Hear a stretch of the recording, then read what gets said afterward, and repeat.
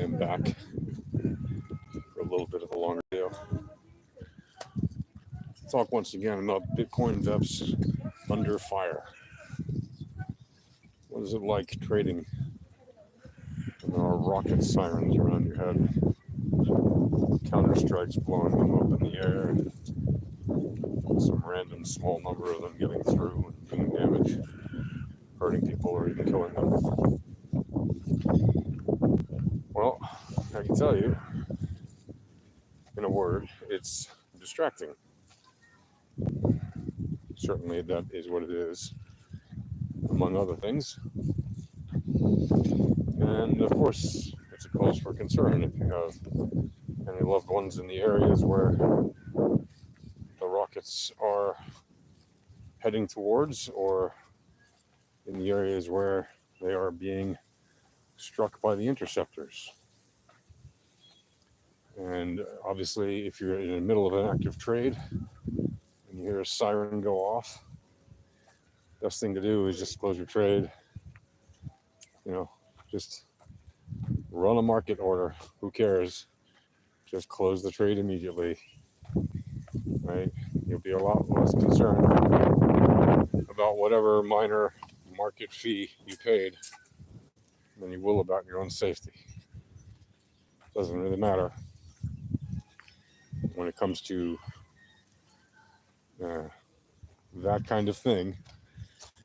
Living in wartime, as millions of people around the world do, and as here in Israel, many millions of people as well do, on a regular basis. We try not to get to a point where it's distracting us from doing anything. We try to keep our normal routine going and hope that this nonsense ends quickly, and that the people who wish us harm would stop wishing us harm. And I know that's wishful thinking, but it would be nice if people wouldn't just hate us for being who we are. That is to say, people living in our own country. The reason that the current haters of Jews use. Before we had a country, for thousands of years after we'd been mostly kicked out of this one, they would hate us for not having a country. They said we were not loyal enough to the state we lived in if we were a guest somewhere else. Or they would say we were too loyal and not showing enough sympathy for the people, but showing too much allegiance to the king or queen or whatever. They would hate us for being successful at what we do at work. Or they would hate us for being poor, which was usually the case of us being driven out from one place without being able to take any of our belongings and going to some foreign land where we were penniless when we arrived. And they hated us for speaking or reading Hebrew and praying in Hebrew. And then they would hate us for integrating too much and speaking their language and adopting their cultures. Basically, they just hate Jews for being alive, for existing. And now that we have a country again, and that we have a relatively strong armed forces that can defend us fairly well, they hate us for that. They'll always find some excuse to hate us because the whole point is they hate us. Right? And who hates us does tend to change over time. Right? Thousands of years ago, the ancient pharaohs hated us so much that they enslaved our population, according to that story. You want to tell me it wasn't real, whatever, fine. That's still the story. But after that, it's well documented by archaeological evidence. We had haters among the Assyrians and the Akkadians and the Babylonians and the ancient Greeks and the ancient Romans and the Ottomans and you name it. all throughout history. There were many in between there too. The Byzantines and the Arabs who conquered this part of the world as well. And keep in mind, even after the Romans kicked us out of the land of Israel, right, the second time that the people were kicked out by humans, first time was by the Greeks when they ousted us, and most of us went to Babylon, which is now called Iraq. Right? After the Romans kicked us out, second time, we dispersed around the world, and for many centuries we did not have a country to call home, but there were always still Jews living in this land. There was always a direct representation of the Jewish people in this land, even though it was far fewer than before the Romans kicked us out. Did a lot of them hide the fact that they were Jewish in order to survive while they were here? Yes, that's very much the case. And after the Romans lost their empire, there were still Jews here. And after the next empire came around that took control of this place, there were still Jews here. And that empire went away too, and so on and so forth. So eventually the last empire that controlled this place, the British Empire, who took over after the Ottomans lost this land after 1918, after the World War I ended. When the British were in control of this land from World War I until 1948, when they left, handing over the keys to the Jews who became Israelis and to the Arabs who refused to be called Palestinians, let alone to be recognized as such, let alone to have a state in that name. Well, the Arabs refused those keys, but they did accept military help from those very same British when the war against Israel was launched. So the British, who had kind of helped the Jews, sort of, but not really, after they escaped the Holocaust, helped is a kind of insane word to use, but arguably the British were kind of friendly or friendlier to the Jews than the Nazis were. After all, the British were not gassing Jews or burning them in ovens or sending them to concentration camps, but the Jews that the British did catch trying to enter the land of Israel, or as was called at the time, British Mandate Palestine, many of them were sent into holding camps here in Israel and not allowed to leave for years until the state of Israel was created. Many of them were sent to Cyprus, where they had other prison camps, and they were not allowed to leave those places until the state of Israel was created, and they were sent here subsequently. So the British weren't exactly super helpful to the Jews, even after they escaped the Nazis. But again, they didn't mass murder them, so yay. But when the war against Israel started in 1948 by all the Arab nations around it, the British did not see any reason to be neutral, and they did not stay out of it. In fact, what they did do was arm, train, and help the Arab armies who were attacking Israel, and most notably the Jordanian army, right? The Kingdom of Transjordan, at the time as it was known, as well as the Iraqis, as well as, basically the powers that be at the time in the Middle East were France and the British Empire, and they split up the countries here in terms of who controlled which countries.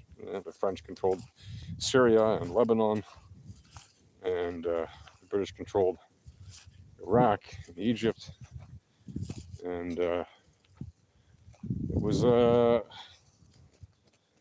heck of a tumultuous time in history. A lot of volatility, in fact, you could say. And it led to what happened in 1947 with the Balfour Declaration, saying that the land would be divided between Jews and Arabs, that the Jewish part would be called Israel, that the Arab part would be called Palestine. But the Arabs rejected that. They didn't even want to be called Palestinians again. They rejected that name. They said, we are all Arab, and we reject the notion of Israelis or of Jews having their own country. And we will do everything we can to prevent it. And so they launched an all-out war to destroy Israel. And at the time, their numbers terms of armed forces from all the Arab armies around, were obviously significantly larger than Israel.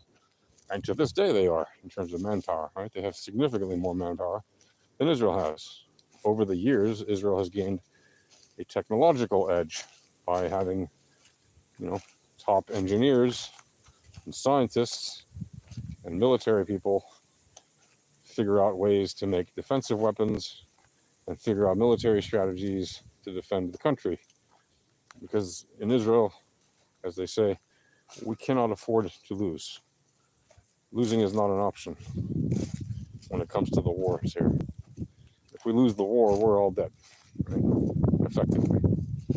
If we're lucky, if we lose the war, those of us who are lucky will leave the country alive. But that's not an option. So we can't leave.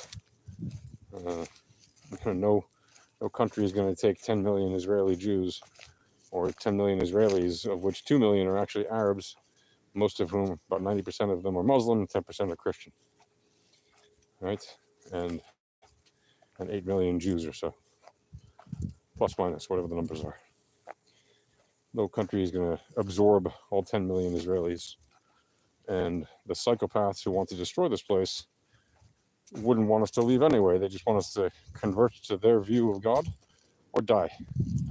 It's very simple, right? They don't want to give us any quarter, and they don't want us to live even as dhimmis, which is what they call their second-class citizens, and pay the jizya, which is a horrible name, but it's a kind of a tax that Jews and non-Muslims have to pay to Muslims when they're living under Muslim rule that applies that tax, which was very common for many of the last 13, 14 centuries. And it's meant to be demeaning and insulting and demoralizing to the people that are forced to pay it. And it is one of those disgusting practices that is not just the monetary tax, it's a cultural insult to the existence of non-Muslims in lands controlled by Muslims. So, for example, Muslims are allowed to force a non-Muslim to literally give him the clothes off of his back, right?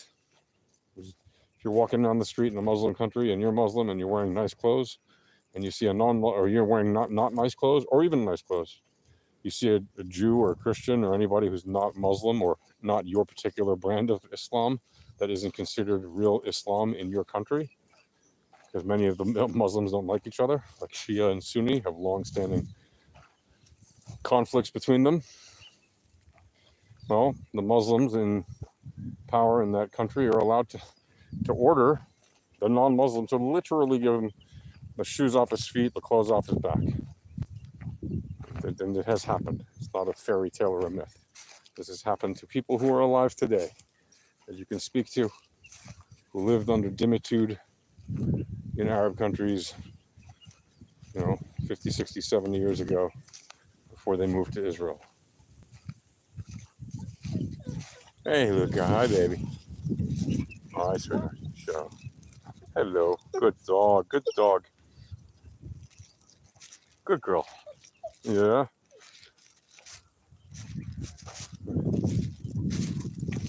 See you, girl. Good dogs. I like dogs. Hey. Tova. Yom Tov. Sheyeh.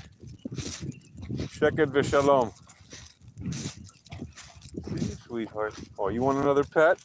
You want another? I can't throw that. It's inside there, and I'm not in there. Good girl. See you, baby. Pardon that mild interruption. So yeah, historically, this conflict against the Jews living in Israel is nothing new. Unfortunately, this is just the latest round of it that has been going on now with increasing cadence for the past year, which started with the brutal and awful attacks of October 7th, and then the loud rockets we started to receive here in the north, October 8th of 2023, a year ago today. Speaking of a year ago today, speaking of today, actually, October 8th. All right, so trading volatility in these times, like I said, it's something you have to be nimble at. It's yet another reason not to trade high time frames, not to try to swing trade. Right? When you literally don't know when the next time you might be at your computer is, and if you don't have your cell phone with you, for example, you do not want to leave trades open on a volatile asset when, God forbid, your computer workstation might get blown up by some incoming rocket or shrapnel or something, right? You want to make sure your positions are closed. And that's why, if you're going to do anything, have a phone handy with the app of whatever exchange you're using running on it. Even if it's a decentralized exchange, it should have some kind of a way for you to log on to its website, or maybe it has an app. But most importantly, just make sure that you can close your positions from your phone if you fail to do so from your desktop or laptop computer or your touchpad if you're using a tablet or something like that. That's one of the things that's important to remember, especially when you live in an area of this kind of activity where you literally have rockets flying over your head and blowing up over your head when you're trading a volatile assets. And today, by the way, is October 8th, 2024, which means it is the day that the American Cable Television News Network, or not News Network, American Cable Television Entertainment Network, HBO, is going to air or premiere their new documentary about who some director thinks is Satoshi Nakamoto. The teaser and the trailer claims that they figured it out, or at least the title of the teaser suggests that, and the trailer itself kind of suggests that. But let me just say this: they don't know who Satoshi Nakamoto is. Okay, not to spoil this for you or anything, but for 15 years people have been trying to figure this out, and no one has. Do you know why? Because Satoshi didn't want to be found. You know what he did? He made himself, or she made himself, or they made themselves, or it made itself unfindable. And yes, that is a thing. People can literally disappear from the grid. And Satoshi apparently did that. And what you're going to see is a lot of speculation and claims that are not met with any significant evidence. You're going to hear a lot of interesting stories. You're going to hear a lot of interesting rumors. But what you're not going to see is actually any real evidence that proves it at all. Right? If they say it's Mr. Sassaman, or if they say it's Adam Back, or if they say it's Hal Finney, doesn't matter who they say. Those answers are not correct. How do we know? There's a lot of reasons we know. But even if we're wrong, and it is one of those people or someone else that they claim to have found to be him, well, they still don't get it, because it does not matter who Satoshi Nakamoto is. Right? What matters, and what they don't get, or what most people don't get, and what HBO is hoping people don't get, is that we are all Satoshi Nakamoto. And I know, except politicians and Craig Wright, or Craig Wrong as I call him. Well, the Craig Wrong one has been proven in court. Who knows? Maybe it is some politician. Maybe it's that dude serving time in prison. If you don't know about that, jump down that rabbit hole. It doesn't matter who it is, right? At all. Satoshi created Bitcoin. Satoshi mined Bitcoin. Satoshi gave away Bitcoin. And Satoshi walked away from Bitcoin, which is something I've been saying forever on a Wednesday. So have many other Bitcoiners, especially we OGs who've been around it for a long time. And folks like even Michael Saylor have been saying that lately. And hey, if he says it, it must be true, right? I mean, he's been in Bitcoin a whole 3 years now, 4 years. So it must be true. Not to diss him at all. I'm just saying, people seem to spend a lot of time caring about what relative newcomers say because of the size of their bags. I find that to be quite hilarious because it isn't the size of your bags that shows your commitment to something. It isn't the size of your bags that tells anybody what you know or don't know about a particular topic or what you've done or anything like that, right?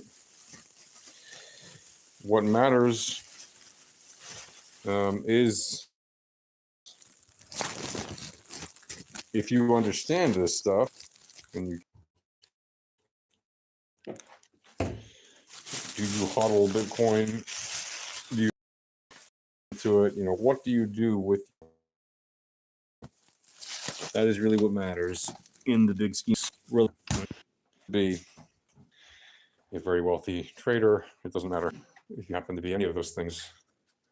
What matters is what you do with your time in the space and whether or not you are creating a better functioning reality for the space just by at least holding and maybe developing, promoting, marketing, whatever, spreading the gospel of Bitcoin to others. Ultimately, that is a measure of success, not how big your bags are, especially not when you got those bags as a result of bank loans or government subsidies or anything else that frankly does not necessarily make you a brilliant visionary or a pioneer. It just makes you very fortunate. And no disrespect to anybody who's in that position. Actually, it's quite admirable that if you are in a very fortunate financial position, that you would take up a position in Bitcoin because it means you do see something that Bitcoin can do that maybe most people don't see. And that is admirable, that you see the future of finance and you realize it's not in the old world of finance. Just like conflicts should be relegated to the past, violent conflicts. You see the future, and the future is brighter for most people who will get into Bitcoin in the early enough days. But it may not be so bright for people who wait for too long. And never mind the fact that it's already mostly in the hands of people who basically have everything anyway.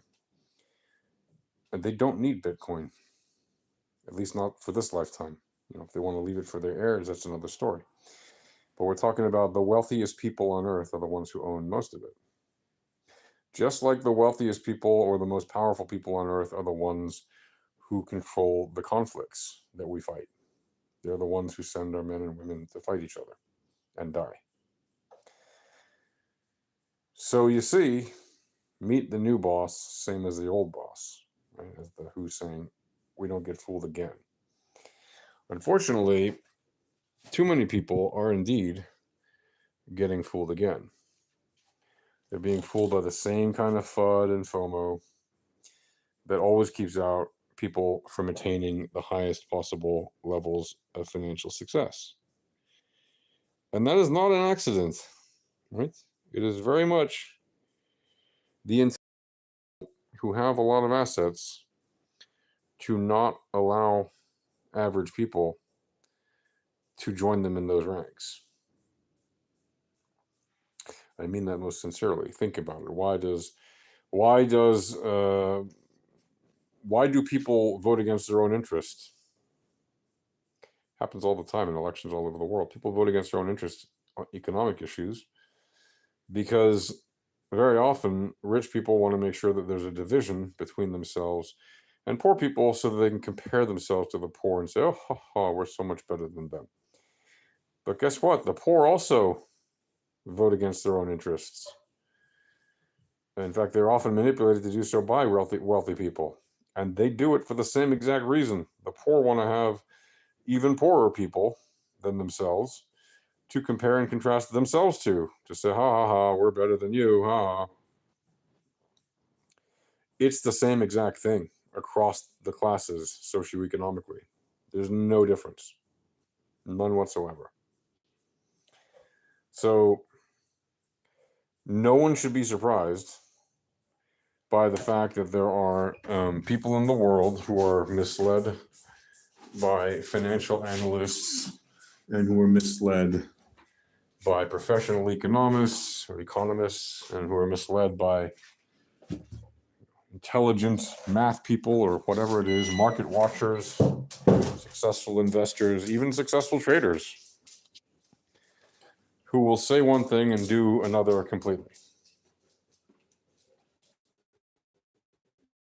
It is literally zero surprise that this happens, right? Not only zero surprise that it happens, it would frankly be surprising if it didn't happen. For the very simple reason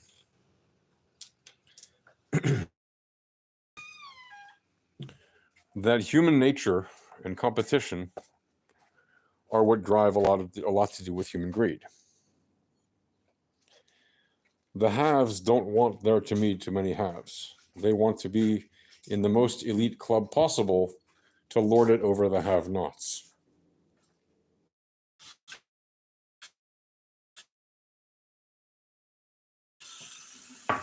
And if you don't think that is true, if you don't think that the haves want to lord it over the have-nots, then I would like you to consider, please, the very real reality that is seen every day on the markets when the haves quite literally take from the have-nots in significant amounts. And they do so by fooling the average trader into thinking that the best way to trade is to use a centralized exchange and to take an over-leveraged position on a highly volatile asset, any crypto you can name. And of course, the one they market the most is Bitcoin, because that's the one that they know people want the most. Even though you can say, well, day to day, it's not the most volatile asset, right? From one day to the next, it's not the most volatile asset. Even though historically, it has been the most volatile asset for the past 15 years, having gone up some 12 billion% from its beginnings at zero to its highs at around 74K. So 12 billion% returns over 15 years is by far the most significant returns any asset has ever seen in such a short period of time and over such an extended period of time as well. So it didn't just go up from 0 to 74K and then come crashing down to 0 again. Nope. Right, even when I got up to 69K and came all the way back down to 15K over a period of about a year or 10 months or whatever, 9 months, from January 22 to November of 22, it didn't go down to 0. Even when it crashed from 20K, it didn't crash to 0. It went down to like 2,800. Even back when it crashed from $1,000 at that high, it didn't go to 0. It went to like a few $100. And then it found its way back up to the previous all-time high and then went up again. And why do I mention that? Well, I mention that to show you that Bitcoin, as volatile as it is still relatively not so volatile compared to a lot of other assets in the world, and yet it does deliver incredibly powerful volatile returns that if you trade time frames, you can take advantage of, especially if you trade the VEPS. So Whether you're trading under rocket fire or hopefully not, if you're trading somewhere else in a more peaceful region of the world, which I very much hope for you, then whatever you do, make sure if you're trading anything, trade with the VEPS information, because that is ultimately the information that will give you the quantitative measurable edge that are the VEPS. So, with that in mind, join us in the Alpha Trading live stream today, starting at 9 a.m. US Eastern Time. You can join us either in our Discord directly by going to alphatradinghq.com/discord. Again, that's alphatradinghq.com/discord. Or you can join us on the network where we broadcast on Rumble. Just look up Alpha Trading VEPS. You'll find us. You'll find our channel for sure if you search for that. But yeah, the place to actually come is really the Discord. That's primarily the reason we do it, is for the people in our Discord. We do it for educational reasons so that you can learn how to trade the VEPS. And if you don't know how, or if you have any questions, or you just want to join, even if you know how to trade the VEPS already, just come on in and see for yourself how to trade the VEPS.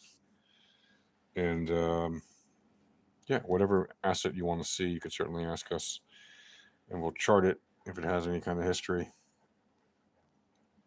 And that's it. See you guys there. Happy trading.